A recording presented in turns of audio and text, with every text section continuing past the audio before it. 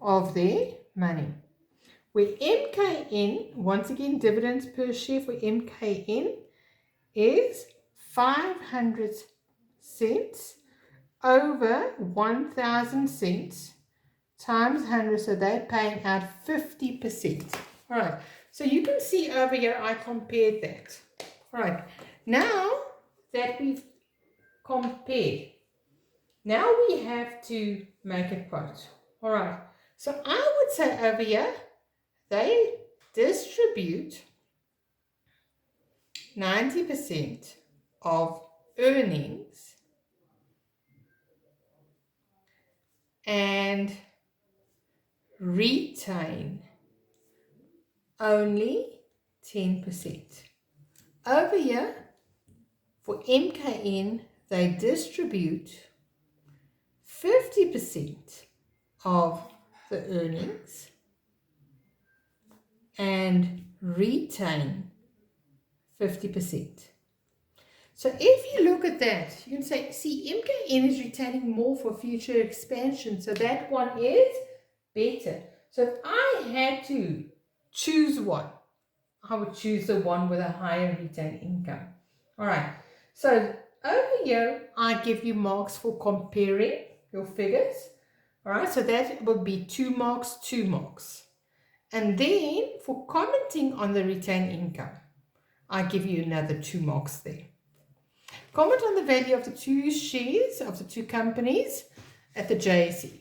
Now, when we look at this one, you have to realize, here you have to look at the market value. And with what do we always compare our market value to? What the shares are worth, the net asset value of the shares. So over here, if you compare to anything else, that would be wrong. Okay, so I'm going to start.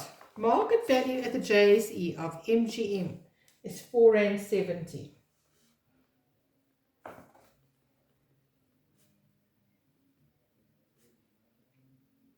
Where my net asset value is R3.50. Okay, MKN, the market value, I'm just going to abbreviate to save time, is 700 cents, which is 7 Rand.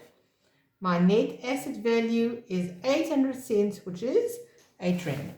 Now, when we do this, you want to compare for 4 marks, but then you have to make a choice. You have to choose one of these answers. Now, I already wrote them. If I look at this and I say I choose MGM, we have to see that the market value is higher than what it's worth. So I would invest because these shares are obviously high in demand. That's a good answer. It's high in demand. Or I would not invest because these shares are overpriced. So you choose one of them. Or I can say I would invest in MKN because these shares are undervalued. So I get them for a bargain because it's worth more. Or I would not invest because they are low in demand and that's why the share price is dropping at the JSE. So you make a choice over here. All right? And the last question, comment on the degree of risk and explain how this will influence your choice. Now, what is my risk ratios? Let's identify our risk ratios. Risk, right? Remember, we always compare return on total capital employed to my interest on loan, all right, to see what is the gearing like. And then I would also look at my debt equity ratio. That's also a risk ratio. So those are the ones that I want to look at. So if we start with MGM, I would say ROTCE, return on total capital employed, is 16%. And it's higher than interest on loan of 11%. Now, this tells me this company is positively geared. All right, so that's the first thing. Second thing, debt equity is 0.421. And this tells me we have a low financial risk. because it's below 1 to 1.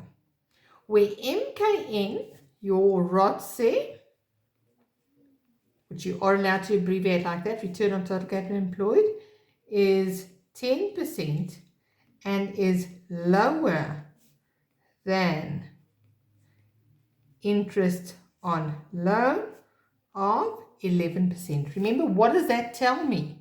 You are paying more than what you are earning, so you are negatively geared. And then your debt equity ratio of 1,1 to 1 is high.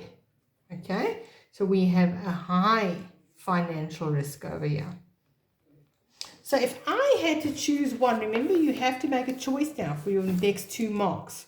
I would choose MGM because they are positively geared and they have a low financial risk. Positively geared and we have a low financial risk. Or you could say, I would not choose MKN. You would never choose this one because they are negatively geared. And they have a high financial risk.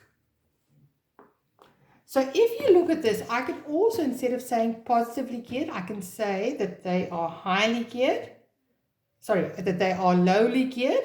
And here they are highly geared. All right.